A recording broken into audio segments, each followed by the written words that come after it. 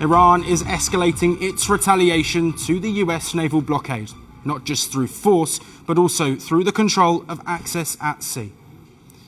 Using what defence experts call a mosquito fleet, Tehran is now both disrupting and regulating traffic in the Strait of Hormuz. Iran has confirmed receiving its first stream of revenue from tolls imposed on international shipping, with money deposited into the central bank. Earlier reports had indicated that Iran was charging unspecified fees to allow select ships to pass through the Strait of Hormuz, a route that has remained largely restricted for most of the current crisis between the US and Iran since February the 28th. Meanwhile, Iranian forces fired on 3 vessels and seized 2 others, claiming they were in violation of navigation rules in the strait.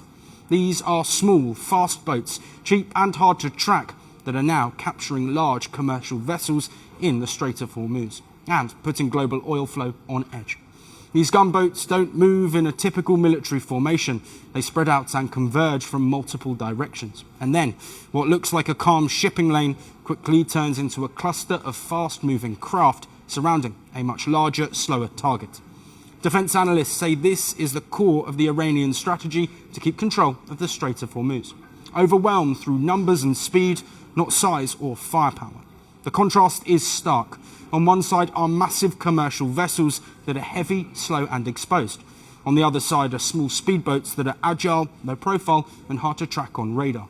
These boats can reach high speeds, weave through tight channels and operate close to shorelines where larger naval ships struggle.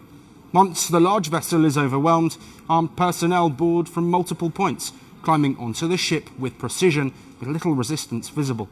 Iran's approach is deliberately limited. It doesn't need to fully block the strait. A few targeted actions, a few seizures are enough to create uncertainty and force shipping companies to reassess risk. That uncertainty is what hits global markets hardest. Despite losses to its larger naval fleet, this small boat network remains intact and effective. Easy to replace, difficult to detect, and capable of striking without warning. The US now says the Iranian capture of these vessels is not a violation of the ceasefire between the two countries. Washington, for its part, is also maintaining the naval blockade of Iranian ports, an action Tehran sees as a violation of their ceasefire terms.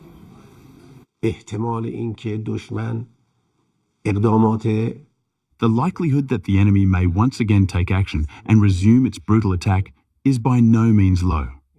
This probability is truly not small. It is high. We must maintain 100% readiness in view of the possibility of a renewed offensive by the enemy.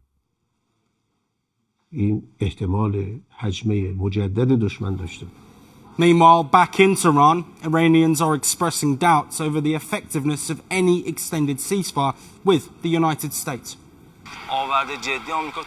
So far, the United States has achieved no serious gains.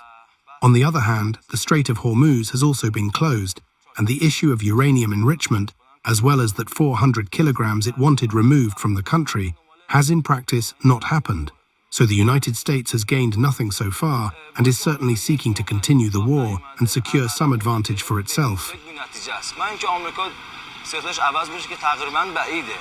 Certainly not. It did not launch this attack in order to accept Iran's conditions.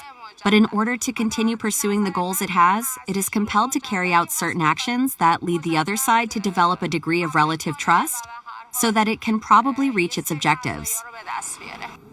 With both sides holding their positions at sea, the Strait of Hormuz is fast becoming a permanent flashpoint. Despite claims of heavy damage to its navy, Iran's real power at sea was never its big ships. It was the swarm of small boats, and its effectiveness is for the world to see. The world moves fast. Power shifts, unexpected developments, changing alliances. Every day brings a new headline. But headlines are only the beginning. Because behind every story, there is context. There are consequences and there are questions worth asking. Find the answers, understand the story, take on the world. This is Himkor Saroya for First Post Vantage.